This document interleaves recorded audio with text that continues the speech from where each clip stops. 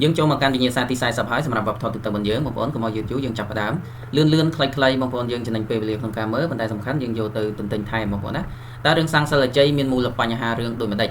បាទរឿងសាំងសិលអជ័យនិយាយពីភាពអស្ចារ្យរបស់រាជសីនិងសាំងសិលអជ័យការច្រណែនឈ្នានីសក្នុងខ្សែរាជវង្សបា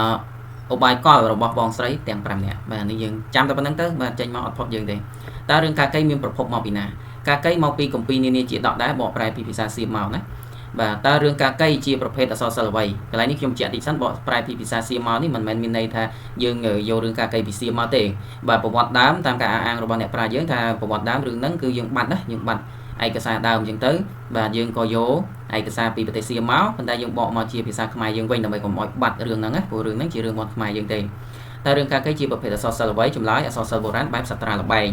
តើរឿងកាកៃស្ថិតក្នុងចលនាអ្វីគឺពុទ្ធនិយមប្លន់ឬคล้ายហួសហេតុបន្តទៀតបងប្អូនកាកៃនិពន្ធដោយនរណាយើងស្គាល់គ្រប់គ្នាហើយគឺព្រះបាទអង្គឌួងរឿងកាកៃនិពន្ធឆ្នាំណានិពន្ធឆ្នាំ1815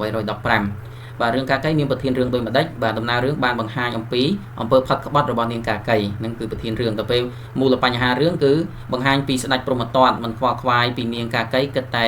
បាទលេងល្បែងប៉ាស្កាបាទដូចល្បែងអុកខ្មែរអញ្ចឹងណាដោយទុកនាងចោលក្នុងដំណាក់តែម្នាក់ឯងស្ដេចគ្រុឌមានគំនិតមិនល្អចាប់យកនាងបាទទៅធ្វើជាមហេសីរបស់ចាប់នាងកាកៃដែលជាមហេសីរបស់ព្រះបាទព្រហ្មទត្តហ្នឹងសេចក្តីផិតក្បត់របស់នាងកាកៃពីម្នាក់ទៅម្នាក់សំខាន់យើងយកបន្តិចណាកុយស្អឹមបងប្អូនបាទតើរឿងតេជោដាំដិនមានប្រភពមកពីណាគឺចេញមកពីប្រទេសកម្ពុជាយើងហ្នឹងឯងបាទរឿងតេជោដាំដិនជាប្រភេទរឿងអ្វីជាប្រភេទបាទអក្សរសិល្ប៍កាព្យនិទានបែបប្រវត្តិសាស្ត្របាទអញ្ចឹងយើង slash ប៉ុណ្្នឹងទៀតហើយបងប្អូនបាទបងប្អូនយើងយកទៅទិញទៅអរគុណច្រើនបងប្អូនយើងចង់រៀនតាក់ទងមកបានណាឬក៏ចង់បានវិញ្ញាសាមើលបាទអញ្ចឹងយើងចាំជួបគ្នានៅវិញ្ញាសាបន្ត